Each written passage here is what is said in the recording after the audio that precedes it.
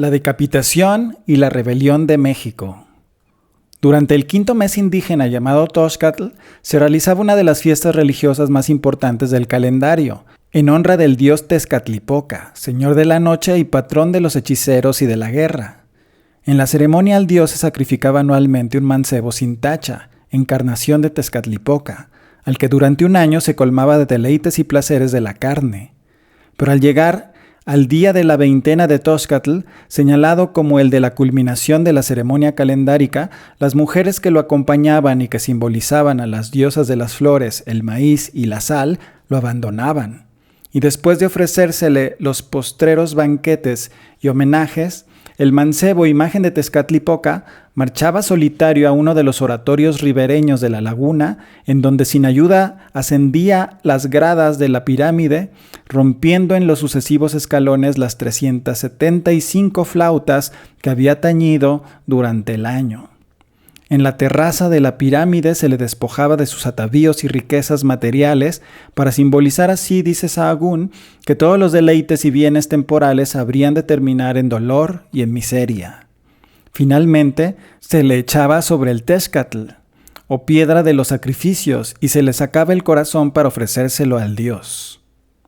Los sacerdotes tenoscas pidieron permiso a Tonatiuh, como llamaban en mexicano, que significa sol, a Pedro de Alvarado por su dorado y rojizo cabello. Tonatiuh accedió con la condición de que la fiesta la realizaran sin portar armas y sin que se sacrificasen víctimas en la ceremonia. Los sacerdotes aceptaron, quizá esperando sacrificar al mancebo a espaldas de los extranjeros, y empezaron los preparativos de la ceremonia. Los patios del templo mayor fueron barridos por los novicios, se aderezaron con papel de amate los muros y se modeló con masa de maíz el ídolo de Tezcatlipoca, al que se engalanó con flores y banderas. Era un 18 de mayo de 1520. Poesía, música y danza formaban un todo sutil en la época indígena. Los danzantes cantaban delicados y oscuros textos religiosos al compás de su música pentáfona, modulando las notas con teponaztles, atambores, flautas, caracoles, silbatos y huesos esgrafiados para percusión. Válidamente podemos suponer que entre los oscuros textos religiosos que se debieron entonar figuraba el que Sahagún recogiera en la alabanza de Huitzilopochtli. Huitzilopochtli el guerrero, nadie es igual a mí. No en vano me he puesto el vestido de plumas amarillas, pues por mí ha salido el sol. El hombre del país de las nubes ha sabido un pronóstico aciago. Al hombre del país del frío le ha quitado un pie. Se bailaba el Mesegualistli, la danza del merecimiento con el trabajo de los labradores. Danzaban en coro, dice Gómara, describiendo la danza en admisible síntesis, trabados por las manos y por ringlera. Bailaban al son de los que cantaban y responden bailando. Los cantares son santos y no profanos, en alabanza del Dios cuya es la fiesta. Los danzantes habían ocurrido engalanados con las más finas plumas de aves preciosas, habían sacado las joyas de cristal y jade, los brazaletes y collares de oro, los tocados de radiantes plumas de quetzal, movían el cuerpo, la cabeza, los brazos y los pies, mudaban la voz. Pero cuando la fiesta crecía en belleza y majestad, cuando, como dice el informante indígena de Sahagún, se cantaba en rueda y el canto surgía como olas del mar y la multitud se arremolinaba para no perder los suaves cánticos, los movimientos del baile y los rumores de la música, los mexicas percibieron cuando los españoles cerraron en todas partes las salidas y entradas, la puerta del Águila, en el Palacio Pequeño, en la Punta del Tubo, en la Serpiente del Espejo, y después de haberlo todo cerrado, ya nadie podía salir. También cerraron todos los lugares donde la gente se hallaba en masas, y después entraran al patio del templo los soldados con orden de matar. Alvarado ordenó la señal de fuego, so pretexto de una conspiración indígena, pero en verdad movido por la codicia de la riqueza de joyeles exhibidos por la espléndida fiesta o por querer imitar torpemente la política de temor ejemplar practicada por Cortés en Cholula. Nadie, ni siquiera los cronistas españoles, han tratado de justificar el proceder tan brutal como estúpido de un conquistador ambicioso y sin escrúpulos. Un escritor indígena, al finalizar este siglo, escribía inflamado de indignación contra él. el malvado capitán Sol, Pedro de Alvarado, era de corazón perverso. Una vívida y dramática descripción de la matanza del Templo Mayor fue recogida en la versión indígena de Sahagún. Rodearon a los danzantes, se metieron entre los músicos y entonces batieron al brazo del músico. Cortadas fueron sus 2 manos y después le cortaron la cabeza. A muchos atravesaron con su lanza de hierro y los mataron con su espada de hierro.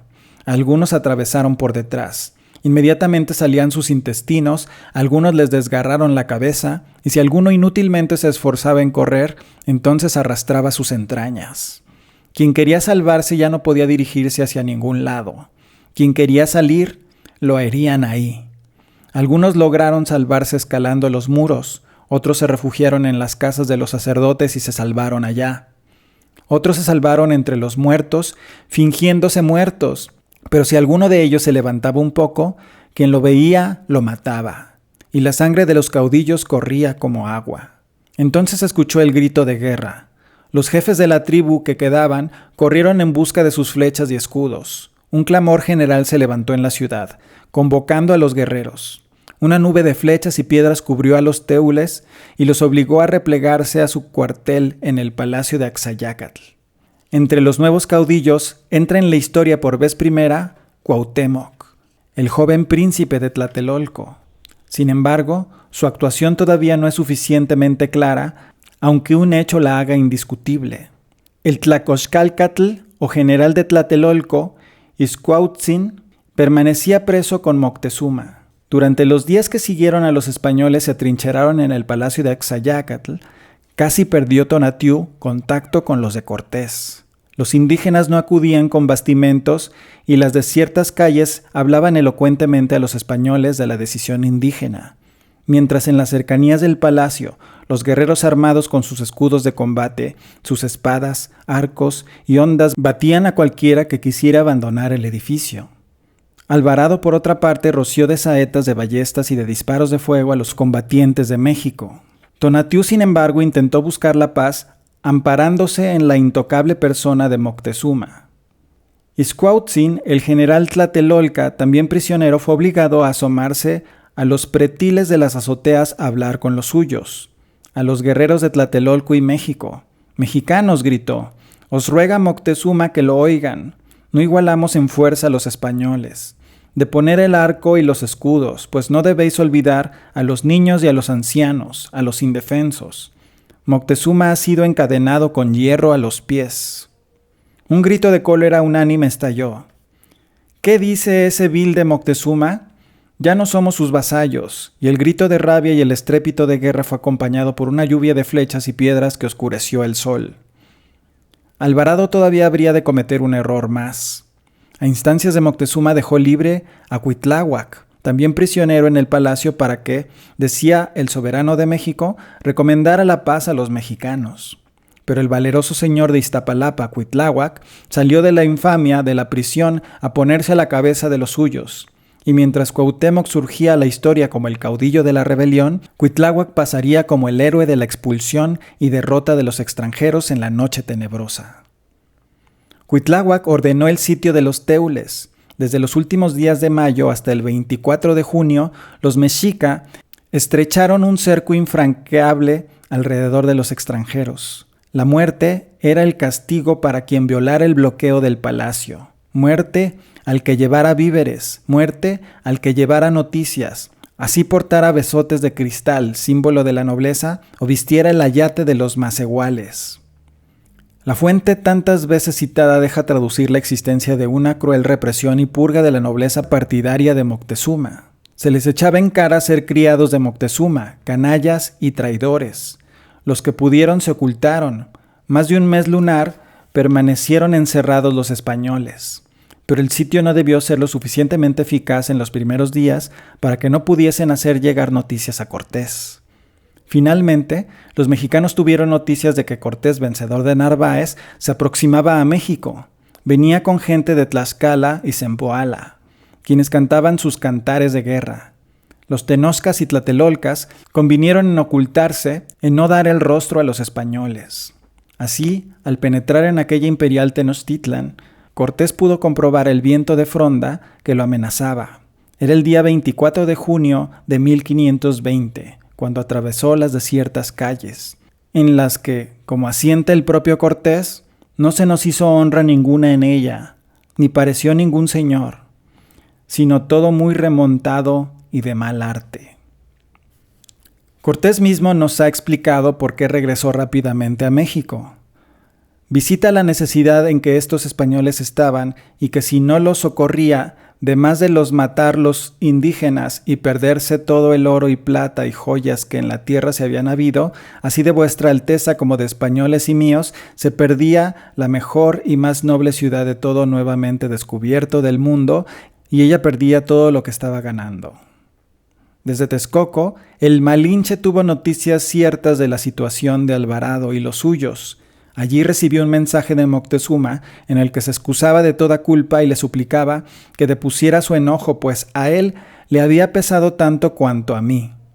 El capitán pudo así penetrar en una ciudad silenciosa en la que detrás de cada puerta ojos llenos de odio contemplaban el retorno del triunfante Malinche. Sin duda, existía un plan indígena: encerrarlos en México y cortarlos del exterior, de la ayuda de los indígenas rebeldes al imperio, separarlos de los núcleos tlaxcaltecas, cortarles las calzadas y exterminarlos lentamente. Dice significativamente el informante Tlatelolca de Sahagún, que los mexicanos mutuamente convinieron en no dejarse ver sino ocultarse, esconderse. Como en plena noche nadie ya no hablaba una palabra en alta voz, aunque ellos estaban atentos en las aberturas de las puertas y en las aberturas de las murallas. Al día siguiente acudieron los caudillos. Los núcleos indígenas cubrieron el palacio de Axayácatl con piedras y flechas. Parecía, dice Cortés, que el cielo las llovía. Los españoles dispararon sus ballestas, sus fusiles, sus cañones, aniquilando aquellas multitudes cuyos escuadrones no estaban hechos para la guerra europea. Sin embargo, el peso de la gran masa rebelde se presentaba imponente. Un capitán de Malinche fue obligado a retraerse con pérdidas y finalmente, cercados en el palacio, vieron crecer aquel grupo indígena hasta presentarse amenazadoramente a las puertas de la fortaleza y derruir parcialmente sus muros. Malinche intentó durante los días siguientes avanzar sobre las calzadas y ganarles los puentes, pero tan pronto se retiraban, sus guardias eran obligados a huir o aniquilados. Cortés se ingenió para construir con tablones de madera especies de corazas colectivas que cubrían a los ballesteros del ataque de las flechas y hondas que los abatían desde las azoteas de los edificios.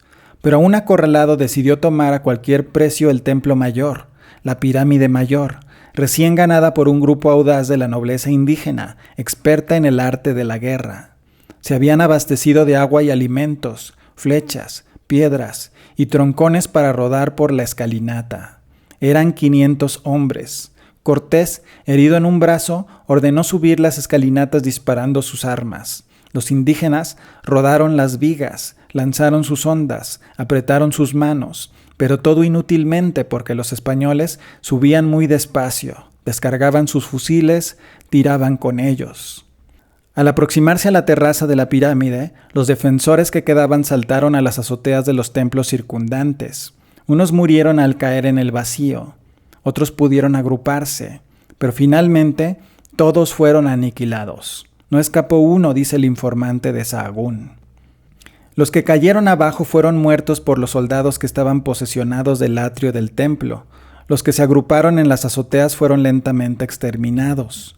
Por 3 horas se peleó, por manera que murieron todos, que ninguno escapó. Dice Cortés, añadiendo este sereno y dramático elogio del vencido. Pelearon muy valientemente hasta que murieron. En tan apremiadas circunstancias, Cortés instó a Moctezuma para que hablase a su pueblo. Bernal Díaz recoge una tradición no comprobada por otras fuentes de que Moctezuma se rehusaba y decía con gran dolor: «¿Qué quiere de mí, Malinche? Que yo no deseo vivir ni oírle, pues en tal estado por su causa mi ventura me ha traído». Y añade el cronista que rehusaba verlo y escuchar. Sus falsas palabras ni promesas mentiras. Sin embargo, Moctezuma accedió, y escalando el petril de las azoteas del palacio del viejo Axayácatl, habló a los jefes y a su pueblo. Un silencio solemne se hizo en la plaza. Los caudillos abatieron las armas y los guerreros inclinaron respetuosamente la vista. Pero cuando el rey entre reyes pidió a los suyos que cesaran aquella guerra, se alzó un clamor que llenó los ámbitos, se le apostrofó, se le llamó mujer de los españoles, dice Durán, y finalmente una lluvia de piedras y flechas cayó sobre el débil y miserable monarca. Este fue el último y definitivo rompimiento con los españoles. Ahora iba a entrar como caudillo y a llenar las páginas de la historia un mancebo, Cuauhtémoc, el joven señor de Tlatelolco. Durán, cuyo texto confunde inicialmente a Cuitláhuac con nuestro personaje, dice que quien más animó a los mexicanos fue el valeroso mancebo Cuauhtémotzin, el cual, aunque mozo, salía cada día armado a pelear y a animar a los suyos. Según la versión española, Moctezuma recibió una pedrada de los suyos al asomarse a hablarles y a los 3 días le causó la muerte. Pero según las versiones indígenas, Moctezuma recibió muerte de los españoles. Ixtlilxóchitl llega hasta pormenorizar que el cuerpo había sido rematado por un estoque o espada que le atravesó las partes inferiores. De cualquier suerte, el hecho de haber arrojado posteriormente los españoles fuera del palacio 2 cadáveres, el del monarca y el del general Tlatelolca Ixcuauhtzin, parece significativo de que la muerte no debe atribuirse a la andanada de piedras de los mexica. Cuando los mexicanos recogieron el cuerpo de Moctezuma, muchos lo censuraban y decían: «Este vil a todo el mundo hizo temer», dice el informante de Sahagún. En todo el mundo fue temido, en todo el mundo se sentía temor y horror hacia él. Pero ahí estaban ahora los silenciosos despojos de quien hizo decir al cacique de Zacatlán: «Pero hay otro señor en el mundo que no sea Moctezuma, el que abrió las puertas a los extranjeros, el que entregó al fuego a Cuauhpopoca y traicionó a Cacamatzin». Sin embargo, México, respetuoso del varón que lo rigiera 18 años, lo incineró, con reales ceremonias. También Ixcuauhtzin recibió el llanto de su tribu en la pira de Tlatelolco. Cortés habló poco después con los caudillos mexica, acudió al pretil de las azoteas y los convocó para demandarles paz. La respuesta fue que abandonase la tierra y los dejarían en paz, o que tuviese por cierto que habrían de morir todos o dar fin de nosotros, dice Cortés.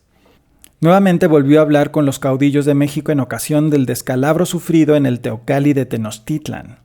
Cortés les presentó el daño de su ciudad incendiada y destruida y la implacable muerte de sus habitantes. Se les respondió reconociendo el daño, pero afirmando que estaban ya determinados de morir todos por nos acabar, añade Cortés en sus cartas, y que mirase yo por todas aquellas calles y plazas y azoteas cuán llenas de gente estaban, que tenían hecha cuenta que a morir 25,000 de ellos y uno de los nuestros nos acabaríamos nosotros primero, porque éramos pocos y ellos muchos, y que me hacían saber que todas las calzadas de las entradas de la ciudad estaban deshechas, como de hecho pasaba, que todas las habían deshecho, excepto una. Una sola calzada quedaba en pie, la de Tacuba. Cortés intentó ganarla. Esa misma noche, por sorpresa, salió de su cuartel incendiando y arrasando casas. Al día siguiente, seguro de su victoria, avanzó decidido a ganar la salida y alcanzó 4 puentes que hizo cegar. Otro día más y ganaría la puerta de Tenochtitlan. Al día siguiente, ganó las 4 siguientes cortaduras que duramente le disputaban cuando se le hizo saber que los mexica pedían parlamento. Al llegar a su cuartel en el palacio del viejo Axayácatl, después de libertar a un sacerdote que tenía como rehén, se enteró de que nuevamente le habían sido ganados los puentes y su gente perseguida se plegaba al real.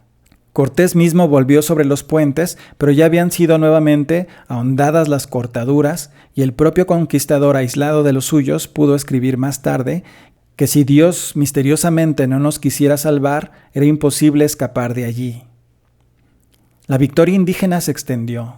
Cortés volvió a recordar que en su último parlamento con los jefes aztecas le habían dicho que solo podría salir de la ciudad por agua, lo que era imposible porque sus 2 únicos barcos habían sido quemados después de la matanza del Templo Mayor, y que los mexica contaban con un aliado poderoso, el hambre y la sed, ya que el sitio cada vez era más vigoroso.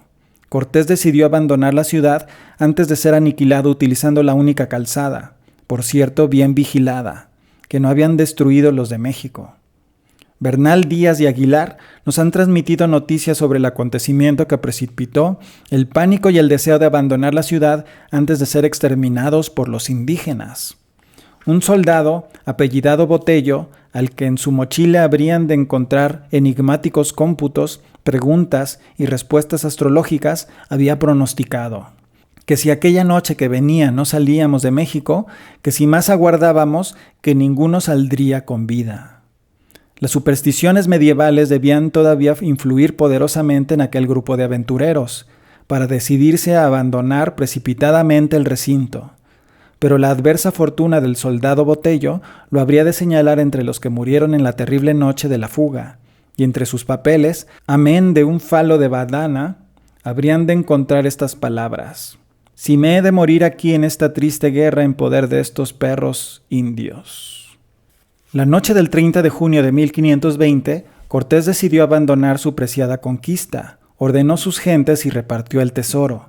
A la vanguardia marchaban Sandoval y Ordaz, en el centro Cortés y Olid, quienes conducían a los prisioneros indígenas de los fuertes, los hijos de Moctezuma y Cacamatzin, entre otros, doña Marina y la hija de Xicoténcatl. Morla custodiaba el animal que conducía el tesoro que habría de perderse. Más de 132,000 pesos en oro y joyas calculados en valor de la época. En la retaguardia, Velázquez de León, que esa noche habría de morir a manos de los indígenas, y Alvarado Tonatiuh, a quien Cortés le impuso esa peligrosa posición como un castigo por lo del Templo Mayor. Por último, marchaban en apretadas filas los indígenas de Tlaxcala.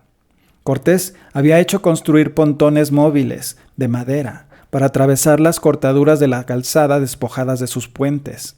Había escogido la calzada de Tlacopan por ser la más corta y la única solo parcialmente demolida por los mexicanos.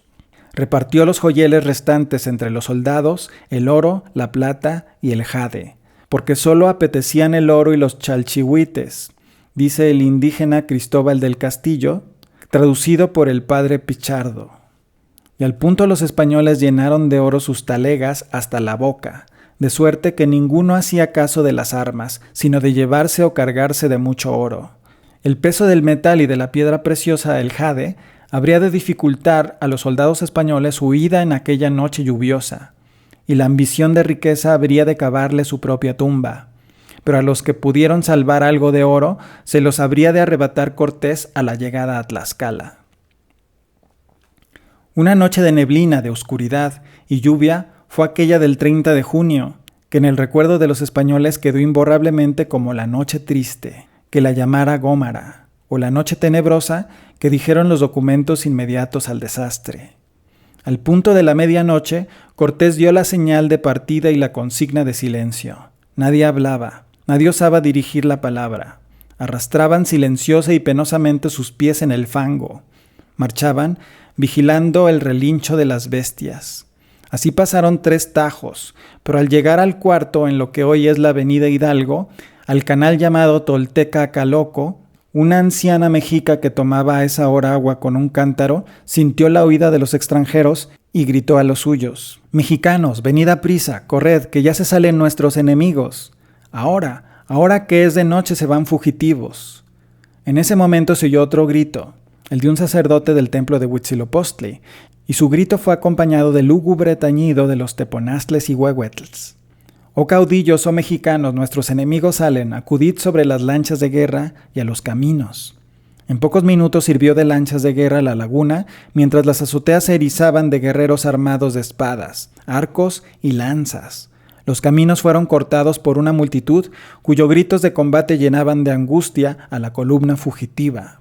Las macanas de puntas de obsidiana, las navajas de sílex, las hondas y sus arcos empezaron la macabra tarea. El pontón de madera había quedado inutilizado y hubo que atravesar el canal de los Tolteca utilizando una viga milagrosamente olvidada por los indígenas, pero los caballos se resbalaron y la confusión pronto se apoderó de la columna.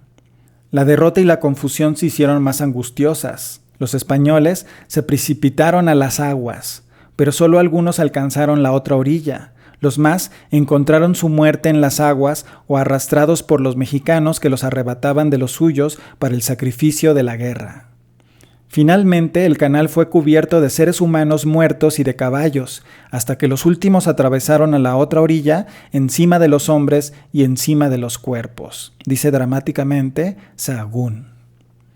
Y en medio de la oscuridad, solo interrumpida por los relámpagos de la lluvia, se oían únicamente los gritos de guerreros victoriosos de México, el llanto de los fugitivos, los alaridos del triunfo de los tlamacasque, aztecas, y las maldiciones de los españoles que invocaban a Dios y a Santa María. El tesoro conducido por Morla se perdió y el propio jinete encontró la muerte. Los prisioneros hijos de Moctezuma fueron muertos por los suyos, y Cacamatzin cayó en la confusión de la batalla encontrando la muerte en aquella noche tenebrosa después de una digna prisión en el palacio de Axayácatl. Más de 400 españoles y la casi totalidad de los indígenas tlaxcaltecas desaparecieron. Se perdieron la artillería y la pólvora, salvándose una escasa veintena de caballos. Cuando los extranjeros llegaron a Tlacopan, Tacuba, ya en tierra firme y en los patios circundantes de la pirámide del lugar, Cortés recapituló sobre el desastre. Quiere la historia que llorara amargamente. ¿Y quién no llorara? Dice Gómara, viendo la muerte y estragos. El conquistador perdía, añade nuestro cronista, amigos, tesoro y poder, y con la imperial ciudad, el reino entero. Lloraba Cortés, además, la incertidumbre de la lealtad de sus aliados de Tlaxcala. Si era recibido en son de guerra en aquella provincia, el corto número de supervivientes encontraría su tumba en aquellas extrañas y fascinantes tierras. Un año después, a la vista de Tacuba, se habría de componer el primer romance viejo de que se tenga noticia en América. Ahora los españoles no solo iban a cantar los heroicos recuerdos de su guerra contra los moros, sino los trágicos de su lucha contra los infieles de Tenochtitlan. Bernal Díaz del Castillo, quien desgraciadamente solo incluyó un fragmento del romance, dice que al mirar Cortés el templo de Huitzilopochtli, suspiró, con una muy gran tristeza, mientras sus soldados dijeron un cantar o romance. En Tacuba está Cortés con su escuadrón esforzado, triste estaba y muy penoso, triste y con gran cuidado, una mano en la mejilla y la otra en el costado. Algunos de los capitanes españoles se adelantaron a Cortés y le pidieron que amparara a quienes habían quedado en el puente.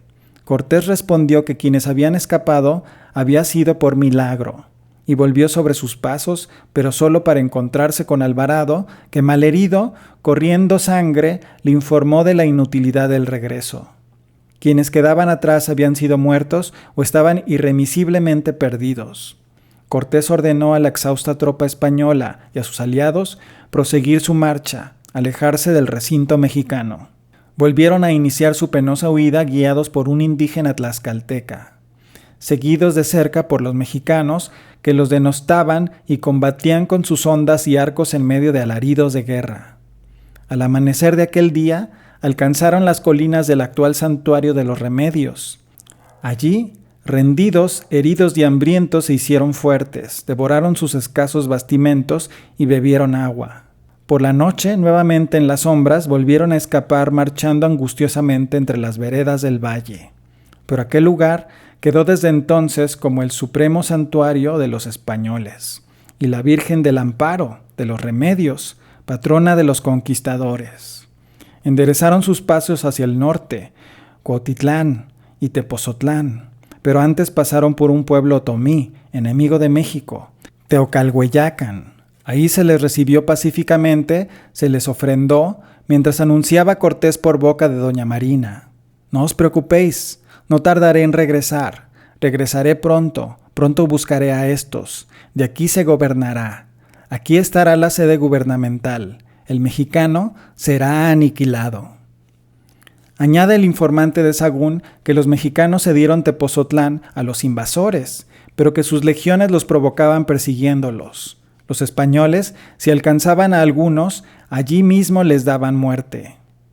Los espiaban tras de los magueyales, tras las formaciones rocosas, tras las apretadas florestas. Los españoles marchaban atemorizados. De Tepozotlán enderezaron su marcha al oriente. Así llegaron a la ciudad de Xoloc, también abandonada. La anterior fue entregada al fuego y crepitaron y humearon los templos y las casas de sus habitantes. Perseguidos y acosados los extranjeros, y ay del que perdía la columna, alcanzaron los llanos de Otumba. Pero cuando ya creían haber roto el cerco indígena, en las colinas de la llanada apareció un importante ejército indígena. Los mexicanos intentaban a cualquier costo impedir que sus enemigos salieran del Valle de México. Habían concentrado la flor de sus ejércitos para lograr que no escaparan por esta salida natural del valle. Querían cortar el camino de los españoles. Dice sentenciosamente el anónimo Tlatelolca del libro 12. Los mexica estaban al pie del Monte del Sol, Tonán, y cuando los españoles se pusieron en marcha, los espías advirtieron a los suyos. En un momento se precipitó aquella imponente masa y los cercó. Cortés y los suyos decidieron pelear hasta morir, pues el solo peso numérico parecía nuevamente destinado a aplastarlos. No había artillería ni pólvora. Malinche solo pudo utilizar sus escasos y fatigados corceles. Los destinó a quebrantar el ejército, abrir brechas para que la infantería y los aliados tlaxcaltecas diesen fin a la fúnebre tarea. Cortés, además, dio una orden: acuchillar preferentemente a los caudillos, a los hombres cuyos atavíos señalasen su rango. Sandoval, Olid y otros capitanes llegaron hasta la nobleza dirigente en el supremo momento. Un jinete, Juan de Salamanca, atravesó de una lanzada al Cigualcóatl. Al caer el jefe, los indígenas abatieron las armas, abandonaron el campo y huyeron de sus enemigos. Malinche sabía desde Cuba el valor simbólico de los caudillos. Había explotado este conocimiento con la prisión de Moctezuma. Ahora le tocaba emplearlo en aquellos difíciles minutos. La flor de los guerreros tlatelolcas, tenoscas, chalcas, xochimilcas, azcapotzalcos y texcocanos abandonaron el campo perseguidos por los de a caballo. Murieron muchos, casi se postraban, casi corrían tras la muerte. La mermada columna pudo así trasponer las serranías del Valle Mexicano el 8 de julio y alcanzar los valles poblanos, las tierras de sus aliados de Tlaxcala. Atrás quedaba Otumba, el lugar donde Malinche había transformado su derrota en mágica victoria y en donde había renovado su prestigio. Otumba, se ha dicho, es una de las grandes batallas de la historia que han cambiado los destinos de la humanidad.